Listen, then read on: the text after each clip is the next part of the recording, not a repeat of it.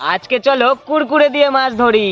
আজকে সকালে দোকানে এসে আমি এক প্যাকেট কুরকুরে নিয়ে নিলাম। তারপর বাড়ি এসে একটা ক্যারি প্যাকেটে কিছুটা আটা ঢেলে নিয়ে আমরা আবার নদীর পাড়ের দিকে হাঁটতে শুরু করলাম। প্রথমত কুরকুরের প্যাকেটটাকে আমি ভালো করে ছিঁড়ে নিলাম। তারপর একটা থালার মধ্যে কিছুটা আটা দিয়ে কুরকুরেগুলো সব দিয়ে দিলাম। একে একে সব কুরকুরেগুলোকে গুঁড়ো করে নিতেই এখন আমি একটা স্পেশাল খাবার দেবো, আর এই খাবারটার নাম তোমরা যদি বলতে পারো তাহলে তোমাদেরকে আমি একটা ফোল্ডিং চিপ গিফট করব।